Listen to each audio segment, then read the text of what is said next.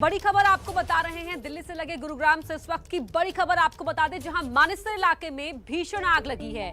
मानेसर के सेक्टर 6 में कूड़े के ढेर में यह आग लगी है। आग इतनी भयानक है कि उसे बुझाने के लिए फायर ब्रिगेड की 35 गाड़ियां मौके पर भेजी गई है। और इन तस्वीरों में आप देख सकते हैं आग की ऊंची ऊंची लपटों को उठता हुआ। चारों तरफ सिर्फ आग की लपटें ही नजर आ रही है, ऊपर से धुएं का गुबार। और ये आग यहाँ मानेसर में कूड़े के ढेर में लगी है और आग इतनी भयानक है कि यहाँ पर फायर ब्रिगेड की 35 गाड़ियों को मौके पर भेजा गया है। और इन तस्वीरों को देखकर लग रहा है कि शायद कुछ और गाड़ियां भी आगे भेजी जाएं। इस वक्त की बड़ी खबर आपको बता रहे हैं दिल्ली से लगे गुरुग्राम से। तस्वीरें आपके टीवी स्क्रीन पर। महाराष्ट्र की भिवंडी से जहां भीषण आग लगी और यह आग लकड़ी के गोदाम में लगी है। दमकल की गाड़ियां आग बुझाने में जुटी हुई हैं। आग बुझाने के लिए भिवंडी, ठाणे, कल्याणा और डोंबिवली से दमकल की गाड़ियां बुलाई गई हैं। गोदाम में फंसे सभी मजदूरों को सुरक्षित बाहर निकाला गया। तस्वीरें आपको दिखा रहे हैं। बताया जा रहा है कि शादी समारोह में छोड़े जा रहे पटाखों की वजह से गोदाम में आग लगी। फिलहाल आग बुझाने की कोशिशें जारी है। तो महाराष्ट्र के भिवंडी की तस्वीरें आप देख रहे हैं। इस वक्त आग भीषण यहां पर लगती हुई नजर आ रही है और ये आग एक लकड़ी के गोदाम में लगी है। दमकल की गाड़ियां मौके पर मौजूद हैं और आग बुझाने का काम यहां पर चल रहा है। बता दें कि आग बुझाने के लिए भिवंडी, ठाणे, कल्याण और डोंबिवली से दमकल की गाड़ियां बुलाई गई है। तो मुंबई में सीएम उद्धव ठाकरे के घर के बाहर हनुमान चालीसा का पाठ करने के मामले में गिरफ्तार सांसद नवनीत राणा और उनके पति विधायक रवि राणा की जमानत अर्जी पर आज मुंबई की कोर्ट में सुनवाई हो सकती है। दोनों के खिलाफ राजद्रोह की धाराएं भी जोड़ी गई है। इस समय की बड़ी खबर आपको बता रहे हैं। सांसद नवनीत राणा और उनके विधायक पति रवि राणा को जमानत मिलेगी या नहीं, इसका फैसला आज हो सकता है। दोनों की जमानत अर्जी पर मुंबई सेशंस कोर्ट में आज सुनवाई की संभावना है। इस बीच हनुमान चालीसा विवाद पर मुख्यमंत्री उद्धव ठाकरे ने चुप्पी तोड़ी है। उन्होंने आगाह किया कि हनुमान चालीसा की आड़ में दादागिरी बर्दाश्त नहीं। इकडे हनुमान चालीसा असेल पडा, या घरी यायचं या, पण दादागिरी करून याल तर दादागिरी कशी मोडायची ते सुद्धा आम्हाला शिवसेना प्रमुखांनी हिंदुत्वाच्या व्याख्येत समजून सांगितलं। सांसद नवनीत राणा और उनके पति रवि राणा को सीएम उद्धव ठाकरे के घर के बाहर हनुमान चालीसा कराने के ऐलान के बाद गिरफ्तार किया गया। इस मामले में बीजेपी लगातार उद्धव सरकार पर हमलावर है। महाराष्ट्र के अंदर उनकी सरकार डगमग हो रही है। ये उनका सोच है कि अपनी सरकार को संभालें, कैसे चलाना है। जेल में बंद राणा दंपत्ति की मुश्किलें कम नहीं हुई है। नवनीत राणा और रवि राणा दोनों के खिलाफ राजद्रोह का मामला भी जोड़ा है। उनकी वो अर्जी भी बॉम्बे हाईकोर्ट से खारिज हो गई है जिसमें उन्होंने अपने खिलाफ एफआईआर को रद्द करने की मांग की थी। इस बीच नवनीत राणा के साथ हिरासत में कथित बदसलूकी पर आज महाराष्ट्र सरकार लोकसभा सचिवालय को जवाब देगी। अमरावती से लोकसभा सांसद नवनीत राणा ने लोकसभा स्पीकर ओम बिरला को चिट्ठी लिखकर अपने साथ मुंबई के खार पुलिस स्टेशन में दुर्व्यवहार की शिकायत की थी। उधर इससे पहले महाराष्ट्र के पूर्व सीएम और बीजेपी नेता देवेंद्र फडणवीस ने कहा कि अगर हनुमान चालीसा पढ़ना गुनाह है तो वो ये गुनाह करेंगे। बीजेपी ने ये तय कर लिया है कि इस मुद्दे को बड़ा बनाना है, इसीलिए 26 मई को बीजेपी के कार्यकर्ता पूरे देश में हनुमान चालीसा पढ़ेंगे। 26 मई की तारीख इसलिए चुनी गई है क्योंकि इसी दिन 2014 में बीजेपी की सरकार बनी थी। अगर बीजेपी ये ऐलान कर रही है तो मतलब साफ है कि देश की राजनीति में ये मुद्दा अभी जिंदा रहने वाला है।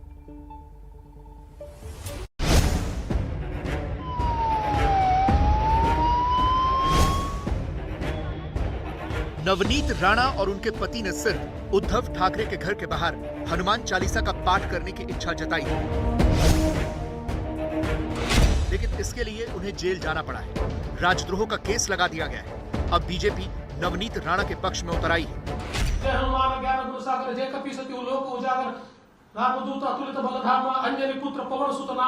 एक विधायक इंडिपेंडेंट और एक सांसद इंडिपेंडेंट, ये लोग इतना ही अनाउंस करते हैं कि मुख्यमंत्री जी के निवास स्थान के सामने जाकर हम हनुमान चालीसा बोलेंगे तो उनके ऊपर कार्रवाई की जाती है। मेरा सवाल यह है कि हनुमान चालीसा महाराष्ट्र में नहीं बोली जाएगी तो क्या पाकिस्तान में बोली जाएगी? इतना हनुमान चालीसा से इनको नफरत क्यों है? शिवसेना का आरोप है कि धार्मिक उन्माद के पीछे मकसद सिर्फ सरकार को अस्थिर करना है। महाराष्ट्र में धार्मिक उन्माद खड़ा करके सरकार को अस्थिर करने की कोशिश हो रही है। ठीक, आप सरकार को अस्थिर करिए, लेकिन उसके लिए जिस तरह का माहौल आपने बनाया धार्मिक उन्माद का, दो धर्मों में, जातियों में झगड़े लगाना, दंगल के लिए लोगों को उकसाना, ये राजद्रोह है। चाहे महाराष्ट्र हो, चाहे यूपी हो, चाहे बंगाल हो, कहीं भी हो। इस बीच अमरावती से निर्दलीय सांसद नवनीत राणा ने लोकसभा स्पीकर ओम बिरला को एक चिट्ठी लिखी है, जिसमें उन्होंने मुंबई पुलिस और जेल प्रशासन पर बहुत गंभीर आरोप लगाए हैं। उन्होंने लिखा है कि अनुसूचित जाति के होने के कारण जेल में उन्हें न पानी दिया गया और न ही वॉशरूम का इस्तेमाल करने दिया जा रहा है।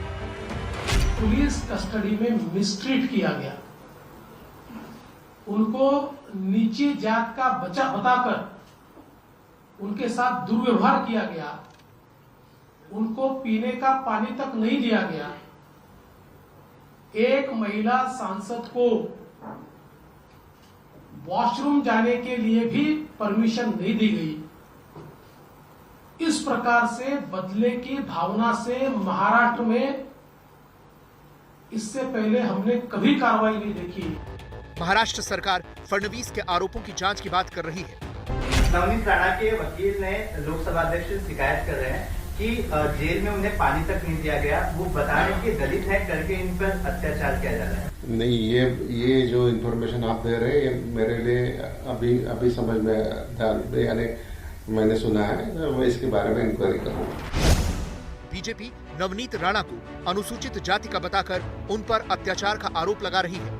नवनीत राणा महाराष्ट्र की जिस अमरावती सीट से सांसद हैं, वो भी आरक्षित है, लेकिन शिवसेना के राज्यसभा सांसद संजय राउत सनसनीखेज दावा कर रहे हैं। संजय राउत ने ये ट्वीट किया है, जिसमें दावा किया कि नवनीत राणा ने फर्जी जन्म प्रमाण पत्र और दूसरे कागजात बनवाकर अनुसूचित जाति का प्रमाण पत्र हासिल किया है।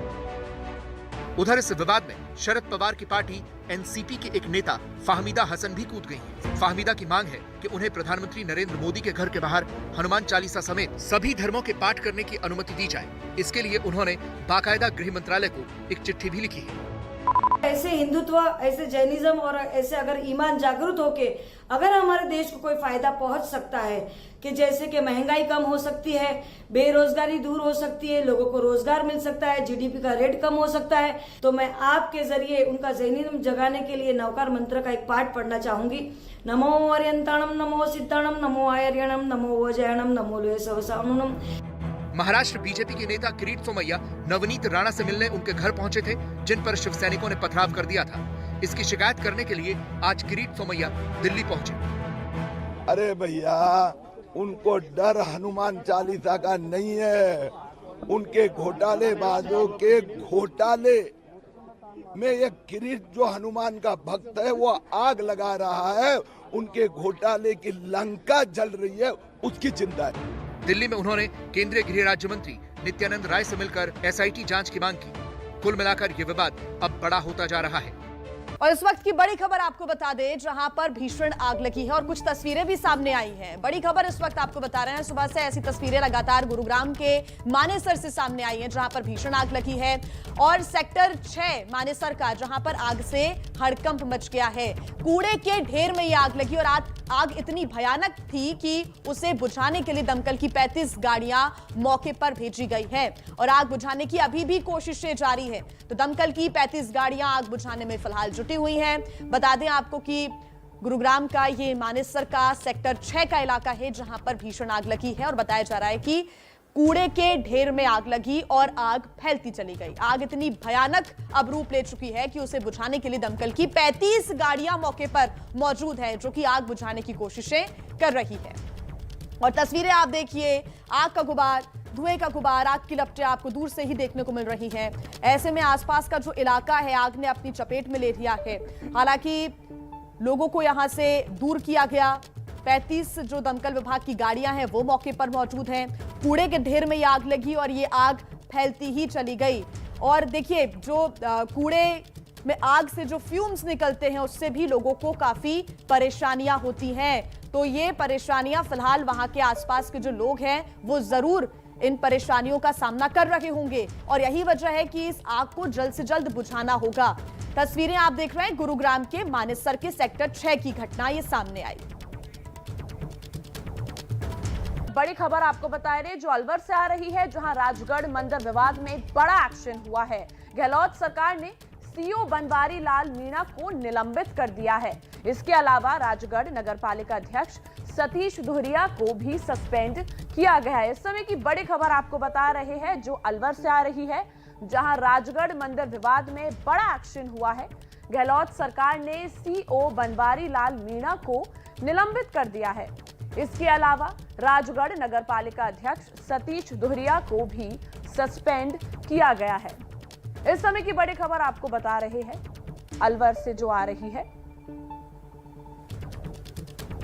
जहां राजगढ़ मंदिर विवाद में बड़ा एक्शन लिया गया है। गहलोत सरकार ने सीओ बनवारी लाल मीणा को निलंबित कर दिया है। इसके अलावा राजगढ़ नगर पालिका अध्यक्ष सतीश दुहरिया को भी सस्पेंड किया गया है। रायगढ़ में गिराया गया था 300 साल पुराना मंदिर, इसको लेकर एक बड़ा विवाद हो गया। अलवर मंदिर विवाद में बड़ा गहलोत सरकार का एक बड़ा एक्शन लिया है। सीओ बनवारी लाल मीणा को निलंबित भी कर दिया गया है। नगर पालिका अध्यक्ष सतीश दुहरिया भी सस्पेंड हो गए हैं इस मामले में। रायगढ़ में गिराया गया था 300 साल पुराना मंदिर।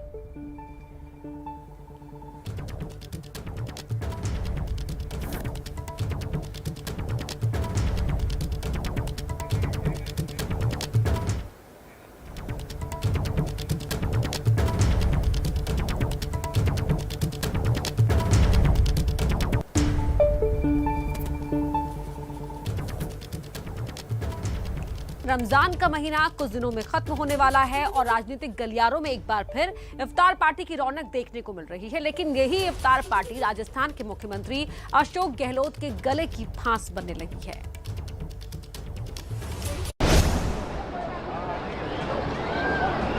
रोजा इफ्तार की रौनक, लोगों की भीड़, मुख्यमंत्री गहलोत का आवास और भाईचारे का संदेश। करौली और अलवर में मंदिर के मुद्दे पर घिरे राजस्थान के सीएम अशोक गहलोत ने शनिवार को अपने आवास पर इफ्तार पार्टी रखी थी। जाहिर है गहलोत अपनी तरफ से राज्य में भाईचारे का संदेश देना चाहते हों, लेकिन उनका ये दाव उल्टा पड़ता दिख रहा है। आरोप है कि सीएम आवास पर हुई इस इफ्तार पार्टी में छबड़ा दंगे का मुख्य आरोपी आसिफ असाड़ी भी शामिल हुआ था। सीएम आवास पर इफ्तार पार्टी में दंगे के आरोपी के शामिल होने को लेकर बीजेपी की पूरी ब्रिगेड ने गहलोत के खिलाफ मोर्चा खोल दिया, तो वहीं कांग्रेस मामले की लीपापोती करती नजर आ रही है।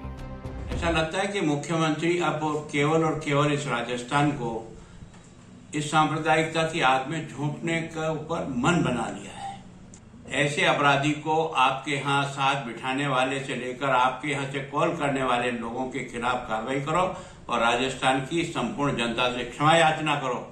हजारों लोग आते हैं। अब इस बात को छोड़ना पड़ेगा, कौन किसकी पार्टी में शामिल हो गया और किसने किसके साथ फोटो खिंचा लिया। कहीं मुख्यमंत्री जी ने आज तक किसी के बारे में ये नहीं कहा कि कानून तोड़ने वालों के साथ कोई नरमी बरती है। हमेशा से उनका मत है कानून का सख्ती से पालना हो। 12 जिले के छबड़ा में पिछले साल हिंसा हुई थी, इसमें आसिफ आरोपी था। पुलिस कह रही है कि उसे कोर्ट से जमानत मिली है। वो आसिफ अली लास्ट जो गत वर्ष के यहाँ पर जो सांप्रदायिक तनाव का हुए थे और जो झगड़े दंगे फसाद हुए थे उसमें मुलजिम था, लेकिन उसने अपनी अग्रिम जमानत हाईकोर्ट के द्वारा कर ली गई है, जिसमें पुलिस ने अपनी विधिक कार्रवाई करके उसकी जमानत ले ली है। राजस्थान में अगले साल विधानसभा चुनाव है, इससे पहले सियासत धीरे धीरे सुलग रही है। करौली, अलवर जैसी घटनाओं पर गहलोत पहले ही घिरे थे। अब इफ्तार पार्टी में दंगे के आरोपी को लेकर गहलोत फिर निशाने पर आ गए हैं। मुंबई में सीएम उद्धव ठाकरे के घर के बाहर हनुमान चालीसा का पाठ करने के मामले में गिरफ्तार सांसद नवनीत राणा और उनके पति विधायक रवि राणा की जमानत अर्जी पर आज मुंबई की कोर्ट में सुनवाई हो सकती है। दोनों के खिलाफ राजद्रोह की धाराएं भी जोड़ी गई हैं।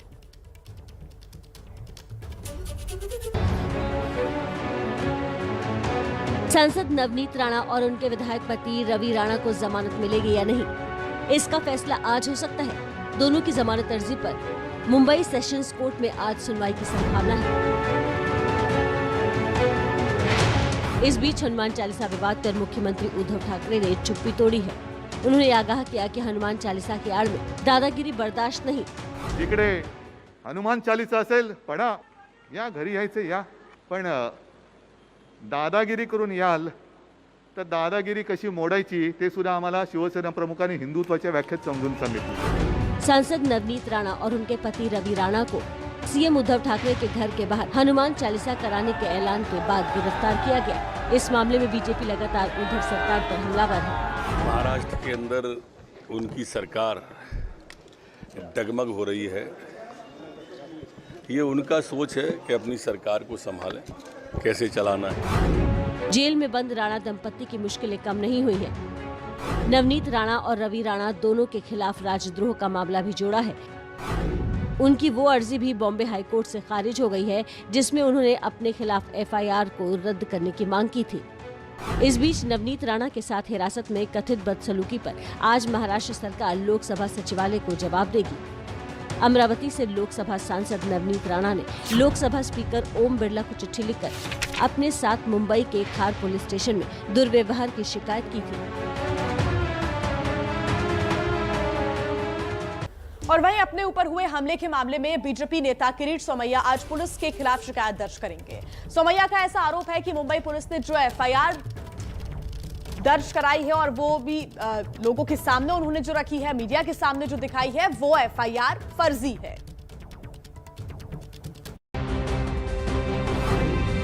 नवनीत राणा और शिवसेना के विवाद में बीजेपी नेता किरीट सोमैया पर जो 23 तारीख को हमला हुआ, उसकी तपिश अभी ठंडी नहीं पड़ी है। इस मामले को दिल्ली तक पहुंचा आए किरीट सोमैया अब मुंबई पुलिस की शिकायत मुंबई पुलिस से ही करने जा रहे हैं। किरीट सोमैया आज दोपहर को खार पुलिस स्टेशन में अपनी शिकायत दर्ज कराने वाले हैं। उन्होंने मुंबई पुलिस पर गंभीर आरोप लगाए हैं। किरीट सोमैया ने ट्विटर पर लिखा, मैंने कोई एफआईआर दर्ज नहीं की है। आज खार पुलिस स्टेशन में फर्जी एफआईआर के खिलाफ अपनी शिकायत दर्ज करवाऊंगा। मुझ पर 23 अप्रैल को हुए हमले के मामले में मुंबई पुलिस ने फर्जी एफआईआर फैलाई है। मुंबई पुलिस कमिश्नर संजय पांडे स्वयं किरीट सोमैया के नाम पर फर्जी एफआईआर दर्ज करवाता है। किरीट सोमैया पर हमला उस वक्त हुआ जब वो गिरफ्तार किए गए। निर्दलीय सांसद नवनीत राणा और उनके विधायक पति रवि राणा से मिलने शनिवार को पुलिस थाना गए थे। मुंबई पुलिस ने किरीट सोमैया की कार पर पथराव के मामले में रविवार को एफआईआर दर्ज की थी। इस मामले में पुलिस ने शिवसेना के पूर्व मेयर विश्वनाथ महाडेश्वर समेत 4 लोगों को गिरफ्तार किया, लेकिन सोमैया ने पुलिस के एफआईआर पर ही सवाल उठा दिए हैं।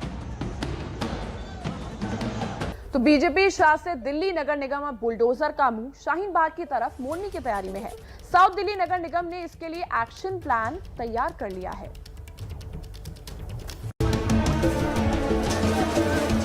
जहांगीरपुरी में चले बुलडोजर का बवाल अभी थमा नहीं है कि एक और विवाद को हवा दी जाने वाली है। बीजेपी शासित साउथ दिल्ली नगर निगम ने नागरिकता कानून के खिलाफ चले आंदोलन का केंद्र रहे दिल्ली के शाहीन बाग में भी अब बुलडोजर चलाने का प्लान बनाया है। इसके तहत नगर निगम ने शाहीन बाग, ओखला समेत कुछ इलाकों की पहचान कर ली है। इन इलाकों में सरकारी जमीन पर हुए अतिक्रमण के खिलाफ अभियान चलाया जाएगा। शाहीन बाग भी एक ऐसा एरिया जहाँ पे सरकारी ज़मीन पे अवैध तरह से कब्जा है, रोड के ऊपर इलीगल इंक्रोचमेंट करके कंस्ट्रक्शन कर लिया गया है, वो सबको मालूम है। ओखला के अंदर मोस्ट ऑफ द गवर्नमेंट जो लैंड है उन पे अवैध निर्माण हो करके माफियाओं की द्वारा कब्जा किया गया। तो माना जा रहा है कि दिल्ली बीजेपी अध्यक्ष आदेश गुप्ता के कहने के बाद बीजेपी शासित दक्षिण दिल्ली नगर निगम ने बुलडोजर चलाने का इरादा जताया है। 5 दिन पहले एबीपी न्यूज से बातचीत में आदेश गुप्ता ने कहा था कि वो दक्षिण दिल्ली को इस सिलसिले में चिट्ठी लिखेंगे। गौरतलब है कि दिल्ली बीजेपी अध्यक्ष आदेश गुप्ता की चिट्ठी के बाद उत्तरी दिल्ली नगर निगम ने जहांगीरपुरी में बुलडोजर चलवा दिया था। अब शाहीन बाग की बारी है। और अब बात बिहार की राजनीति की। लालू प्रसाद यादव के परिवार में फिर छिड़ गया है घमासान। लालू के बड़े बेटे तेज प्रताप ने आरजेडी छोड़ने की धमकी दी है। इफ्तार पार्टी में पार्टी कार्यकर्ता की पिटाई का आरोप लगने के बाद तेज प्रताप ने ये कदम उठाया।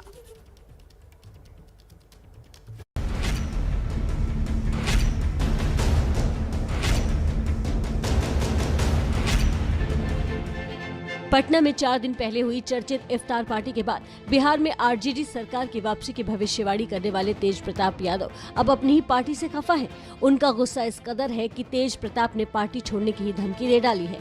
तेज प्रताप यादव ने ट्वीट किया, मैं अपने पिता के नक्शे कदम पर चलने का काम किया, सभी कार्यकर्ताओं को सम्मान दिया, जल्द अपने पिता से मिलकर अपना इस्तीफा दूंगा। अब जरा तेज प्रताप यादव की इस धमकी के पीछे की कहानी भी समझ लीजिए। दरअसल तेज प्रताप यादव पर अपनी ही पार्टी के एक पदाधिकारी को पीटने का आरोप लगा है। आरजेडी की युवा इकाई की पटना महानगर अध्यक्ष रामराज यादव ने आरोप लगाया कि इफ्तार पार्टी के दौरान तेज प्रताप यादव ने उनके साथ मारपीट की। मुझे धमकी दिया गया कि तुम राष्ट्रीय जनता दल पार्टी तेजस्वी यादव का पार्टी छोड़ दो। गर्दन पकड़ के हमें रूम में बंद करके 10 सर्कुलर रोड पर हमें मारा गया है, पीटा गया है। रामराज यादव का दावा है कि उन्होंने 22 अप्रैल की उस घटना की शिकायत पार्टी को की थी, लेकिन 3 दिन बाद कोई कार्रवाई नहीं हुई तो कल वो पार्टी से इस्तीफा देकर पार्टी दफ्तर पहुंच गए। उनको तेजस्वी जी से दिक्कत है, उनको तेजस्वी जी के पार्टी से दिक्कत है, जगदा बाबू से दिक्कत है, और भी इस दल के नेता हैं उनसे उनको दिक्कत है, सुनील सिंह से उनको दिक्कत है। माना जा रहा है कि अपनी ही पार्टी के कार्यकर्ता से मारपीट के आरोप में घिर जाने के बाद तेज प्रताप यादव ने इस्तीफे का दांव चला है। पार्टी आधिकारिक अगर कोई बात है, कोई भी ट्वीट हो या कुछ हो, तो उसको हम कह सकते हैं। जब कुछ आधिकारिक कुछ बयान ना हो, उस पे क्या टिप्पणी। गायक और संगीतकार शंकर महादेवन डॉक्टर तो नहीं है, लेकिन हाँ, मरीजों का इलाज वो कर रहे हैं। वो भी ऐसे मरीजों का जो कि अकेलेपन का सामना कर रहे हैं। वो ऐसे लोगों के चेहरे पर खुशियां ला रहे हैं। आखिर शंकर महादेवन ऐसा क्या कर रहे हैं, आइए देखते हैं इस रिपोर्ट में।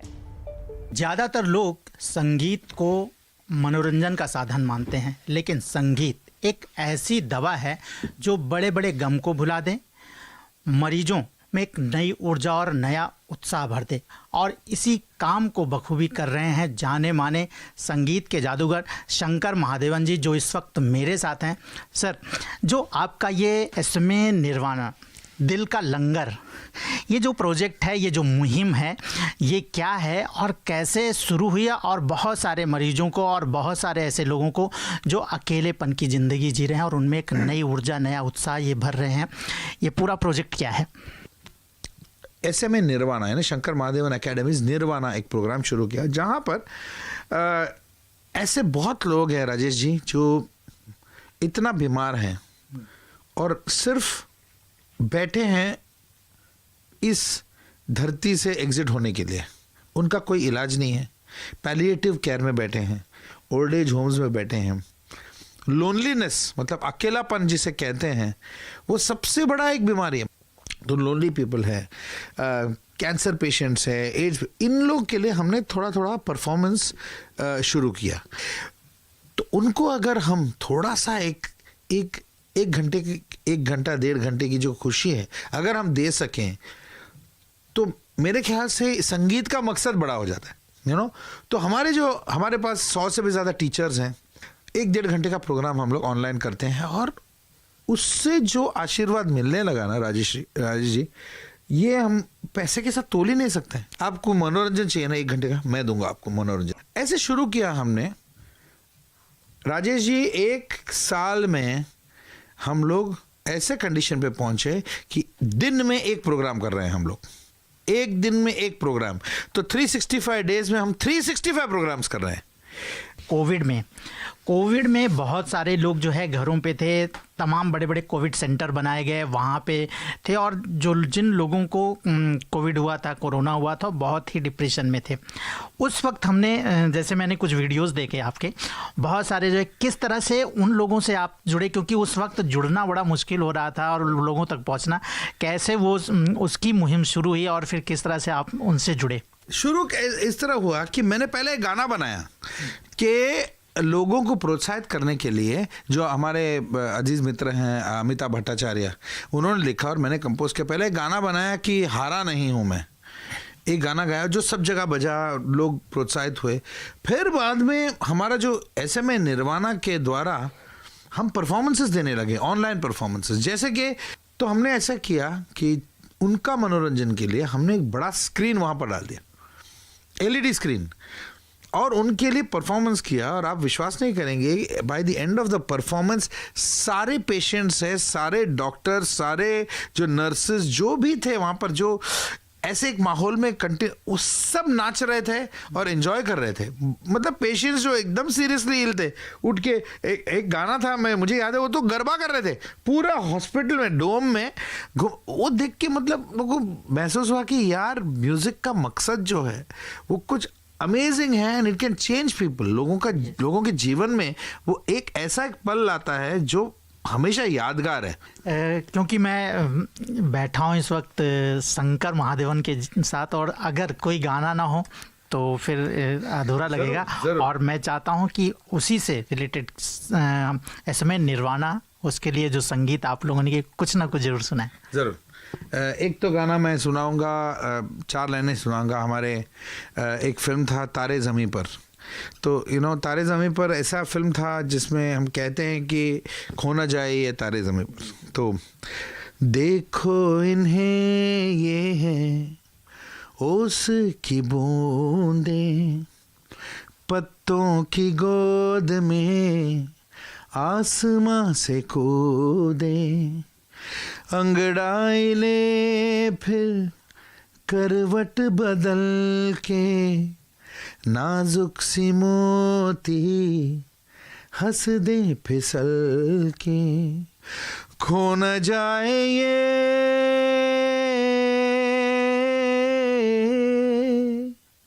तारे ज़मीं पर।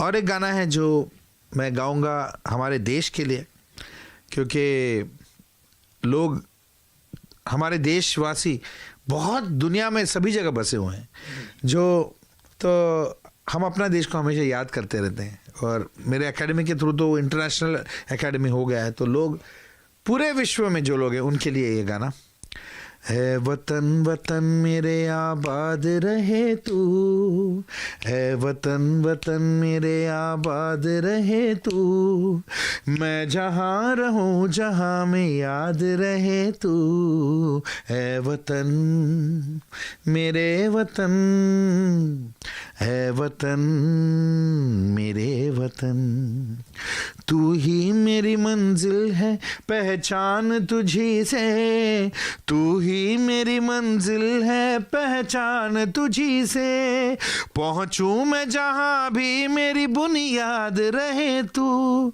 पहुँचूँ मैं जहाँ भी मेरी बुनियाद रहे तू, है वतन वतन मेरे आबाद रहे तू। जय हिंद। तो ये थे संगीत के जादूगर शंकर महादेवन जी, जो इसमें निर्वाणा प्लेटफॉर्म पे दिल का लंगर चला रहे हैं, वो भी संगीत के माध्यम से। और मेरी भी सबसे ही दरख्वास्त है कि अगर आपके पास कोई भी हुनर है, कोई भी कला है, तो उसे आप समाज में बांटें और उन लोगों तक पहुंचाएं, उन लोगों के जीवन में खुशियां भरें जो अकेले हैं। उनमें एक ऊर्जा की ज़रूरत है और उन्हें एक उत्साह की ज़रूरत है। कैमरामैन जावेद के साथ राजेश त्रिपाठी, एबीपी न्यूज़, मुंबई। अब खबर आईपीएल से। सोमवार को हुए मैच में आखिरी ओवर में बेहतरीन गेंदबाजी की बदौलत पंजाब ने चौथी जीत दर्ज कर ली, वहीं चेन्नई को हार का सामना करना पड़ा। आईपीएल में कल रात ये 2 सबसे बड़ी तस्वीरें हैं और पंजाब की जीत के किरदार भी ये 2 धवन ही हैं। आखिरी ओवर में चेन्नई को 27 रन चाहिए थे। शिखर धवन ने नाबाद 88 रनों की पारी खेली। अपनी पारी में शिखर ने 59 गेंदों का सामना किया और 9 चौके और 2 छक्के लगाए। चेन्नई के खिलाफ 11 रन बनाते ही शिखर ने टी20 क्रिकेट में 9000 रनों के आंकड़े को भी छू लिया। इसके साथ ही वो टी20 क्रिकेट में 9000 रन पूरे करने वाले तीसरे भारतीय बल्लेबाज बन गए हैं। शिखर से पहले विराट कोहली और रोहित शर्मा इस उपलब्धि को हासिल कर चुके हैं। इसके अलावा वो आईपीएल में 6000 रन बनाने वाले दूसरे भारतीय खिलाड़ी भी बन गए हैं। इससे पहले ये कारनामा विराट कोहली ने किया है। रायडू ने 78 रनों की धुआंधार पारी खेली, 7 चौके और 6 छक्के लगाए। मुंबई में सीएम उद्धव ठाकरे के घर के बाहर हनुमान चालीसा का पाठ करने के मामले में गिरफ्तार सांसद नवनीत राणा और उनके पति विधायक रवि राणा की जमानत अर्जी पर आज मुंबई की कोर्ट में सुनवाई हो सकती है। जमानत के लिए निचली अदालत पहुंचा है राणा दंपति और आज सुनवाई हो सकती है। दोनों के खिलाफ राजद्रोह की धाराएं भी जोड़ी गई हैं। सांसद नवनीत राणा और उनके विधायक पति रवि राणा को जमानत मिलेगी या नहीं, इसका फैसला आज हो सकता है। दोनों की जमानत अर्जी पर मुंबई सेशंस कोर्ट में आज सुनवाई की संभावना है।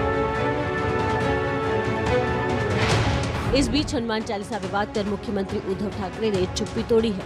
उन्होंने आगाह किया कि हनुमान चालीसा की आड़ में दादागिरी बर्दाश्त नहीं। जिकडे हनुमान चालीसा असेल पढा, या घरी यायचे या, पण दादागिरी करून याल तर दादागिरी कशी मोडायची ते सुद्धा आम्हाला शिवसेना प्रमुखांनी हिंदुत्वाच्या व्याख्यात समजून सांगितलं। सांसद नवनीत राणा और उनके पति रवि राणा को सीएम उद्धव ठाकरे के घर के बाहर हनुमान चालीसा कराने के ऐलान के बाद गिरफ्तार किया गया। इस मामले में बीजेपी लगातार उद्धव सरकार पर हमलावर है। महाराष्ट्र के अंदर उनकी सरकार डगमग हो रही है।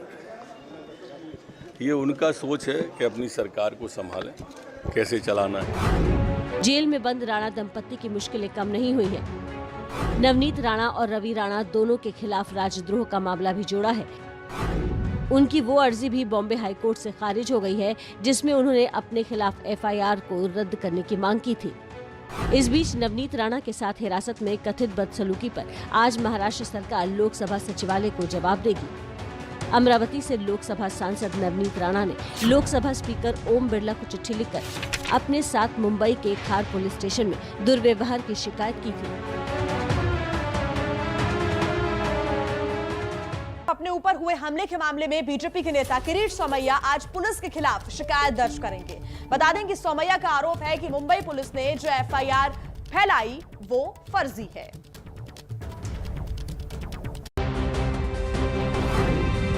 नवनीत राणा और शिवसेना के विवाद में बीजेपी नेता किरीट सोमैया पर जो 23 तारीख को हमला हुआ उसकी तपिश अभी ठंडी नहीं पड़ी है। इस मामले को दिल्ली तक पहुंचा आए किरीट सोमैया अब मुंबई पुलिस की शिकायत मुंबई पुलिस से ही करने जा रहे हैं। किरीट सोमैया आज दोपहर को खार पुलिस स्टेशन में अपनी शिकायत दर्ज कराने वाले हैं। उन्होंने मुंबई पुलिस पर गंभीर आरोप लगाए हैं। किरीट सोमैया ने ट्विटर पर लिखा, मैंने कोई एफआईआर दर्ज नहीं की है। आज खार पुलिस स्टेशन में फर्जी एफआईआर के खिलाफ अपनी शिकायत दर्ज करवाऊंगा। मुझ पर 23 अप्रैल को हुए हमले के मामले में मुंबई पुलिस ने फर्जी एफआईआर फैलाई है। मुंबई पुलिस कमिश्नर संजय पांडे स्वयं किरीट सोमैया के नाम पर फर्जी एफआईआर दर्ज करवाता है। किरीट सोमैया पर हमला उस वक्त हुआ जब वो गिरफ्तार किए गए। निर्दलीय सांसद नवनीत राणा और उनके विधायक पति रवि राणा से मिलने शनिवार को पुलिस थाना गए थे। मुंबई पुलिस ने किरीट सोमैया की कार पर पथराव के मामले में रविवार को एफआईआर दर्ज की थी। इस मामले में पुलिस ने शिवसेना के पूर्व मेयर विश्वनाथ महाडेश्वर समेत 4 लोगों को गिरफ्तार किया, लेकिन सोमैया ने पुलिस के एफआईआर पर ही सवाल उठा दिए हैं। तो इस समय की बड़ी खबर आपको बता दें, किरीट सोमैया पर हमले के मामले में गिरफ्तार पूर्व मेयर को जमानत पर छूटे पूर्व मेयर विश्वनाथ महाडेश्वर। किरीट पर हमले के मामले में अब तक 5 लोगों की हुई है गिरफ्तारी। कुछ और लोगों की हो सकती है गिरफ्तारी। इस समय की बड़ी खबर आपको बता रहे हैं जो मुंबई से आ रही है।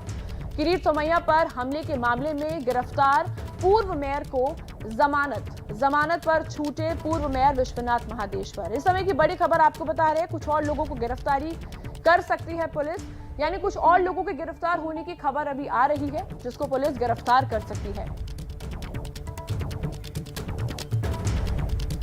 बीजेपी शासित दिल्ली नगर निगम अब बुलडोजर का मुंह शाहीन बाग की तरफ मोड़ने की तैयारी में है। साउथ दिल्ली नगर निगम ने इसके लिए एक्शन प्लान भी तैयार कर लिया है।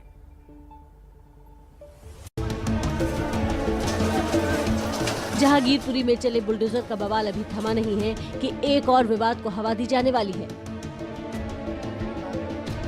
बीजेपी शासित साउथ दिल्ली नगर निगम ने नागरिकता कानून के खिलाफ चले आंदोलन का केंद्र रहे दिल्ली के शाहीन बाग में भी अब बुलडोजर चलाने का प्लान बनाया है।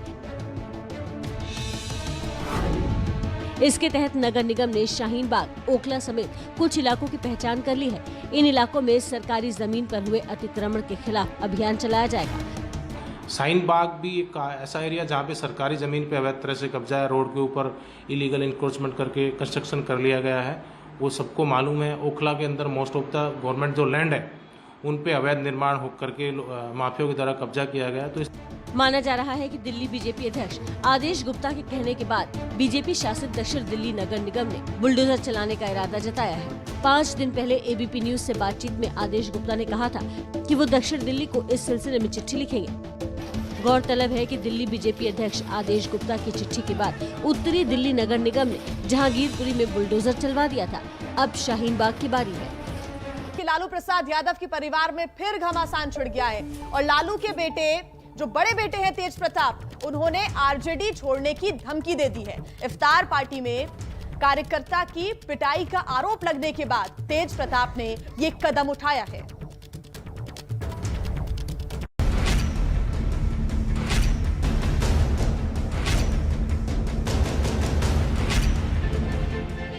पटना में 4 दिन पहले हुई चर्चित इफ्तार पार्टी के बाद बिहार में आरजेडी सरकार की वापसी की भविष्यवाणी करने वाले तेज प्रताप यादव अब अपनी ही पार्टी से खफा है।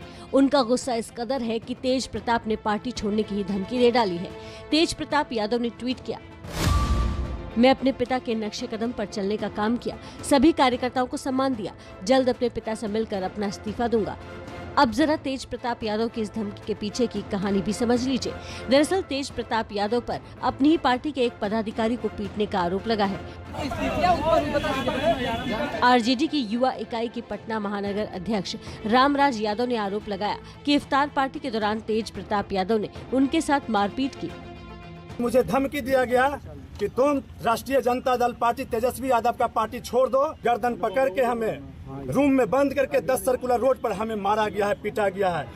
रामराज यादव का दावा है कि उन्होंने 22 अप्रैल की उस घटना की शिकायत पार्टी को की थी, लेकिन 3 दिन बाद कोई कार्रवाई नहीं हुई तो कल वो पार्टी से इस्तीफा देकर पार्टी दफ्तर पहुंच गए।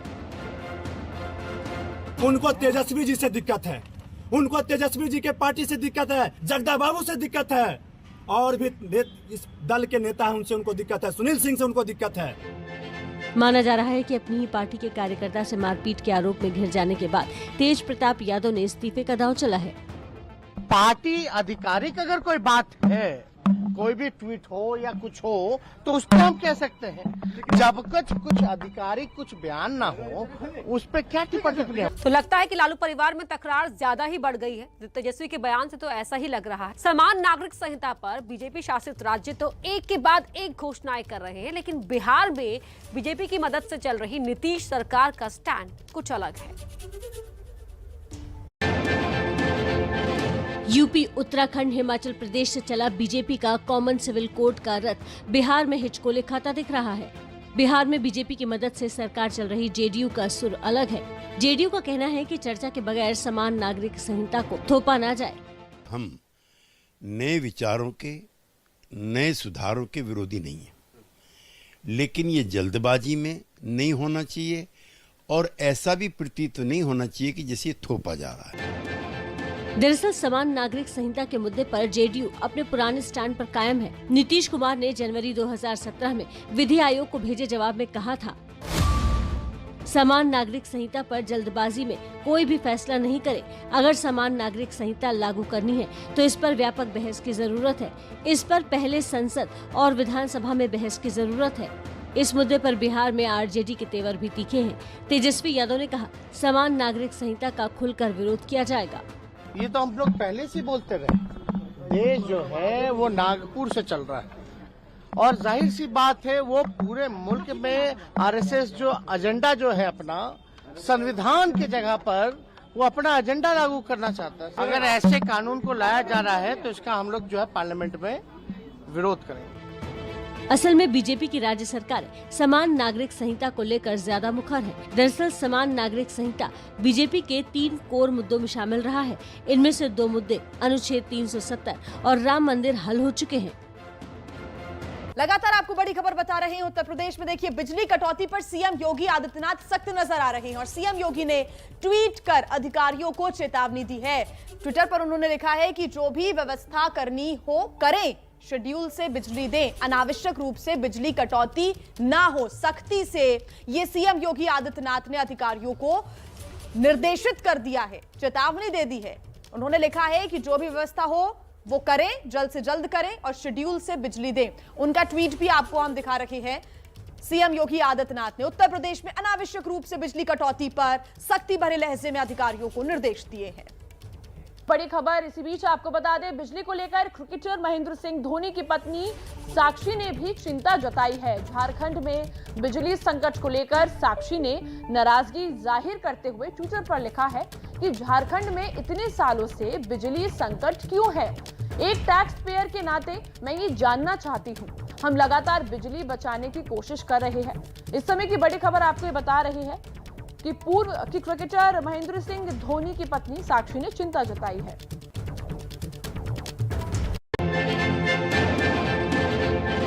मिस्टर कूल महेंद्र सिंह धोनी की तरह उनकी पत्नी साक्षी को भी आमतौर पर कूल ही माना जाता है, लेकिन कल साक्षी सिंह रावत नए अवतार में दिखी।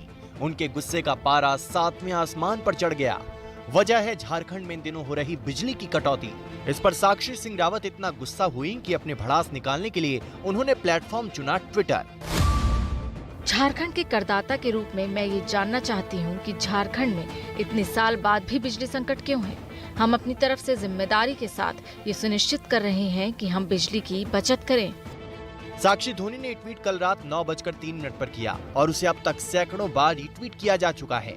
दरअसल झारखंड में ऐसे समय में बिजली की कटौती हो रही है जबकि ज्यादातर हिस्सों में तापमान 40 डिग्री से ऊपर है, लेकिन झारखंड में बिजली की मांग और सप्लाई के बीच जो असंतुलन पैदा हुआ है उसने नया बिजली संकट खड़ा कर दिया है। साक्षी रावत के तीखे ट्वीट ने पूरे देश का ध्यान झारखंड की इस समस्या की ओर खींचा है। तो ट्विटर पर ट्वीट के माध्यम से बिजली संकट पर साक्षी ने सवाल उठाए तो जमीन घोटाले पर विरोधी झारखंड के मुख्यमंत्री हेमंत सोरेन को घेर रहे हैं। झारखंड के सीएम हेमंत सोरेन एक के बाद एक आरोपों के शिकंजे में फंसते नजर आ रहे हैं। आरोप की ये झड़ी लगाई है झारखंड के पूर्व सीएम रघुवर दास ने पहले तो हेमंत सोरेन पर अपने नाम से गलत तरीके से पत्थर खदान आवंटित करने का आरोप लगाया। आरोप है कि उन्होंने चान्हो प्रखंड के बीजूपाड़ा में सोहराय लाइव प्राइवेट लिमिटेड के नाम पर 11 एकड़ जमीन अपनी पत्नी कल्पना सोरेन के नाम पर करा लिया है। कोई आदिवासी को तो उद्योग व्यापार के लिए जमीन नहीं मिला, लेकिन माननीय मुख्यमंत्री जी की पत्नी को क्या मीट प्रोसेसिंग के लिए 11 एकड़ जरूर जमीन मिल गया, ऐसी सूचना है। उधर हेमंत सोरेन उनके परिवार और करीबियों की आय से अधिक संपत्ति के मामले की जांच की मांग को लेकर झारखंड हाईकोर्ट में दायर जनहित याचिका पर सुनवाई हुई। शिव शंकर शर्मा ने झारखंड हाईकोर्ट में जनहित याचिका दाखिल की है। याचिका में झारखंड, बिहार और बंगाल समेत अन्य राज्यों में चलाई जा रही शेल कंपनियों की जांच सीबीआई और ईडी से करवाने की मांग की है, जिसमें हेमंत सोरेन और उनके भाई बसंत सोरेन की कमाई निवेश करने का आरोप है। कंपनियों में 1 रुपया का 100 रुपया में शेयर बेचा, उसमें ब्लैक मनी डाला, वो पैसा निकाला। ये धंधा जो है इनके जो क्लोज लोग हैं जैसे अमित अग्रवाल एंड कंपनी, ये सब लोग करते हैं कलकत्ता में इनके पैसे से। उसका पूरा वेरिफिकेशन करना है। ये हमको लगता है 300 से ज्यादा कंपनियां। वहीं जब सीएम हेमंत सोरेन से जब इस मामले पर सवाल पूछा गया तो वो उल्टे मीडिया पर ही बिफर गए। आप सवाल कैसे करते हैं भाई? बड़ा विचित्र आदमी है आप। अच्छा चलिए, आपने सुना? जी जी आया, इसीलिए नहीं आप सुनिए जरा। आप जज वहाँ कोर्ट में रहे जैसे उस तरीके से आप सवाल कीजिए ना। अब झारखंड हाईकोर्ट जनहित याचिका पर 2 हफ्ते बाद सुनवाई करेगा। वहीं लखीमपुर खीरी कांड के मुख्य आरोपी आशीष मिश्रा पर आरोप तय करने को लेकर आज कोर्ट में सुनवाई होगी। तो बड़ी खबर आपको बता रहे हैं कि आज सुनवाई होनी है। ये महत्वपूर्ण सुनवाई है।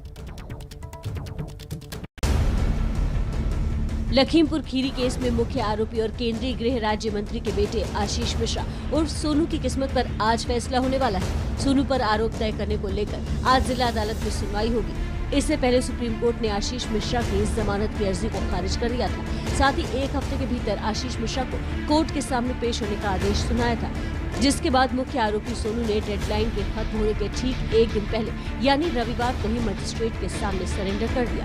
आपको बता दें कि पिछले साल 3 अक्टूबर को लखीमपुर खीरी के तिकुनिया गांव के पास एक घटना घटी थी, जब एक थार गाड़ी से किसानों को कुचल दिया गया था और आरोप है कि वो गाड़ी आशीष मिश्रा की ही थी। ओलंपिक पदक विजेता मुक्केबाज विजेंदर सिंह क्या कांग्रेस छोड़कर आम आदमी पार्टी में जा रहे हैं? इन अटकलों के बीच विजेंदर ने एक फोटो ट्वीट किया और साफ कर दिया कि उनका इरादा क्या है। प्रियंका गांधी के साथ अपने बाजुओं का दम दिखाते बॉक्सर विजेंदर सिंह ने कल शाम ये फोटो अपने ट्विटर हैंडल से ट्वीट की और लिखा, दमदार नेता प्रियंका गांधी के साथ बातचीत शानदार रही, जो कि युवाओं की बेहतरी के लिए बहुत कुछ कर रही हैं। उनकी प्रगतिशील सोच हमें नई ऊंचाइयों तक ले जाने में मदद करेगी। अब जरा ये समझ लीजिए कि विजेंदर सिंह के इस फोटो को ट्वीट करने का मकसद क्या था। दरअसल बहुत जोरों की अटकलें थी कि बॉक्सर विजेंदर सिंह भी कांग्रेस छोड़कर आम आदमी पार्टी में शामिल होने वाले हैं। कल दिन भर इसी की चर्चाएं रही, लेकिन शाम होते होते सामने आया ये ट्वीट और साथ में नत्थी किया हुआ ये फोटो, जिसमें विजेंदर ने उन खबरों को गलत साबित करने की कोशिश की कि वो कांग्रेस छोड़ रहे हैं। बॉक्सर विजेंदर सिंह ने साल 2019 में कांग्रेस ज्वाइन की थी। 2019 के लोकसभा चुनाव में दक्षिण दिल्ली सीट से कांग्रेस के टिकट पर चुनाव लड़े थे, लेकिन विजेंदर सिंह तब बीजेपी के रमेश बिधूड़ी से चुनाव हार गए थे। हिमाचल और उत्तराखंड के जंगलों में लगी आग बेकाबू हो गई है। आग के रास्ते में जो कुछ भी आ रहा है सब खाक हो जाता है।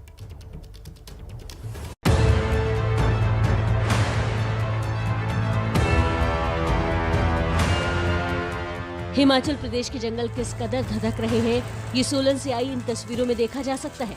पहाड़ों में जंगल की आग अब बेकाबू होती जा रही है। सोलन जिले में बड़ोग के बाद अब कंडा घाट, केतली घाट और कनोह के जंगल धू-धू कर जल रहे हैं। कई किलोमीटर तक आग की लपटें नजर आ रही हैं। वहीं आसमान भी धुएं से अट गया है। चारों ओर धुएं का गुबार उड़ रहा है। इस इलाके में पिछले 3 दिनों के अंदर 200 हेक्टेयर से ज्यादा जंगल खाक हो चुका है। जंगल की आग से करोड़ों की वन संपत्ति को भी नुकसान पहुंचा है। हिमाचल ही नहीं, उत्तराखंड के जंगल भी सुलग रहे हैं। ये तस्वीरें चमोली जिले के नारायण बगड़ की हैं। बद्रीनाथ वन प्रभाग के तहत आने वाले नारायण बगड़ के जंगल इन दिनों भीषण आग की चपेट में है। इस पूरे पहाड़ी इलाके में धुआं ही धुआं है। तो आखिर ट्विटर बिक गया। इस माइक्रो ब्लॉगिंग साइट के नए मालिक होंगे टेस्ला कंपनी के सीईओ और दुनिया की सबसे अमीर हस्ती इलॉन मस्क।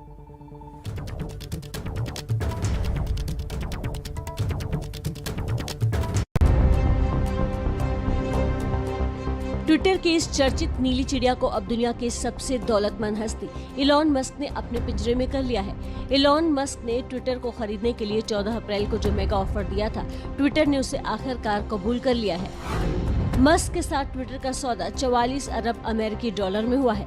यानी मस्क ने ट्विटर को लगभग 3.34 लाख करोड़ रुपए में खरीदा है। सौदा पक्का होने के बाद ट्विटर के नए मालिक इलॉन मस्क ने ट्वीट कर कहा, मुझे उम्मीद है कि मेरे सबसे बुरे आलोचक भी ट्विटर पर बने रहेंगे, क्योंकि फ्री स्पीच का यही मतलब है।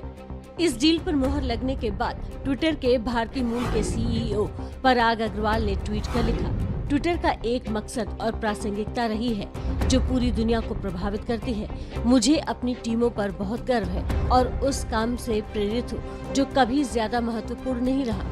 ट्विटर के मालिक बनने के बाद इलॉन मस्क ने ट्विटर पर ही एक बयान भी जारी किया और लिखा, फ्री स्पीच किसी भी लोकतंत्र का मूलभूत अधिकार रहा है। ट्विटर ऐसा ही डिजिटल टाउन है जहां मानवता के भविष्य के लिए विभिन्न मुद्दों पर बहस होती रहती है। ट्विटर में जबरदस्त क्षमता है। मैं इसे नई सुविधाओं से जोड़कर पहले से और बेहतर बनाना चाहता हूं। दुनिया के सबसे रईस शख्स ने ट्विटर को कैसे अपनी मुट्ठी में किया, इसकी कहानी भी कम दिलचस्प नहीं है। मस्क ने गुपचुप तरीके से ट्विटर के 9.2% शेयर खरीदे। ट्विटर ने मस्क को बोर्ड ऑफ डायरेक्टर की सीट ऑफर की। मस्क ने 24 घंटे बाद ही ट्विटर का ऑफर ठुकरा दिया। बोर्ड ऑफ डायरेक्टर में शामिल होने पर मस्क 15% से ज्यादा की हिस्सेदारी नहीं ले सकते थे। मस्क को पूरी कंपनी चाहिए थी और इसलिए बोर्ड ऑफ डायरेक्टर में शामिल नहीं हुए और आखिरकार उनका सपना पूरा हुआ। ट्विटर अब इलॉन मस्क का हो गया है। रशिया और यूक्रेन की जंग के लिए आज एक बहुत बड़ा दिन है। आज संयुक्त राष्ट्र की पहल पर एक बड़ी बैठक होने जा रही है। संयुक्त राष्ट्र के महासचिव एंटोनियो गुटेरेस और रूस के राष्ट्रपति पुतिन के बीच मॉस्को में यह बैठक आज होगी।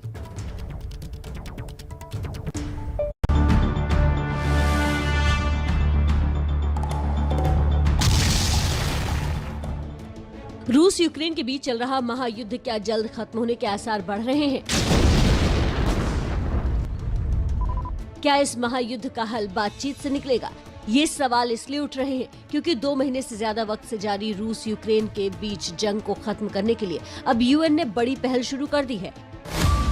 इसी कड़ी में यूएन महासचिव एंटोनियो गुटेरेस आज मॉस्को के दौरे पर रहेंगे। यूएन महासचिव गुटेरेस आज पहले रूसी विदेश मंत्री सर्गेई लावरोव के साथ बैठक करेंगे। इसके बाद यूएन महासचिव की रूस के राष्ट्रपति व्लादिमीर पुतिन के साथ बैठक होनी है।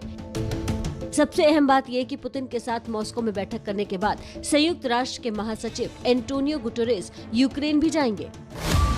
मॉस्को के दौरे के बाद यूएन महासचिव गुटेरेस 28 अप्रैल को यूक्रेन जाएंगे, जहां वो यूक्रेन के राष्ट्रपति जेलेंस्की से मुलाकात करेंगे। इससे पहले गुटेरेस ने अप्रैल महीने की शुरुआत में संघर्ष विराम की संभावनाओं को तलाशने के लिए संयुक्त राष्ट्र के शीर्ष मानव अधिकार अधिकारियों को मॉस्को और कीव भेजा था। तो युद्ध के बीच जानवर भी परेशान है। यूक्रेन के मारियोपोल में चिड़ियाघर में जानवरों की देखभाल में दिक्कत हो रही है।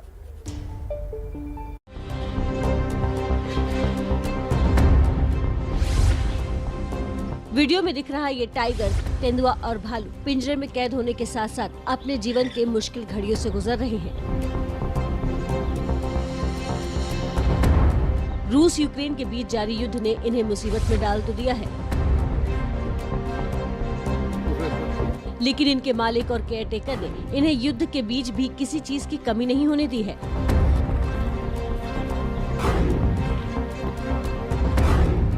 वो अपनी जान की परवाह किए बगैर इनकी देखभाल कर रहे हैं। यहाँ तक कि भारी बमबारी के बीच मारियोपोल के इस चिड़ियाघर में जानवरों को खाना पीना मिलता रहा और किसी भी जानवर को यहाँ से रेस्क्यू नहीं किया गया। दिलचस्प बात यह है कि रूस की ओर से भी इन जानवरों के लिए खाना दिया जा रहा है। मॉस्को जू से सीधे यहाँ खाना पहुँचाया जा रहा है।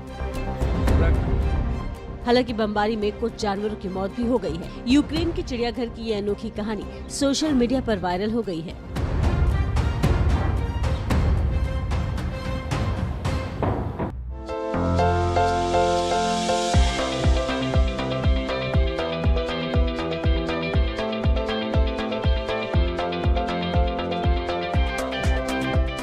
महाराष्ट्र में मुख्यमंत्री आवास के बाहर हनुमान चालीसा पढ़ने का विवाद अब लोकसभा बनाम विधानसभा होने जा रहा है।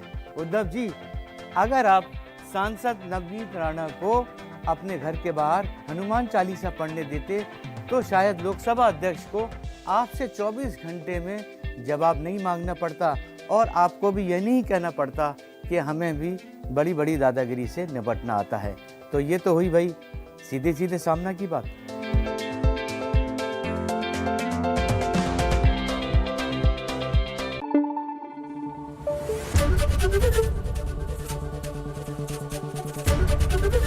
एबीपी न्यूज आपको रखे आगे।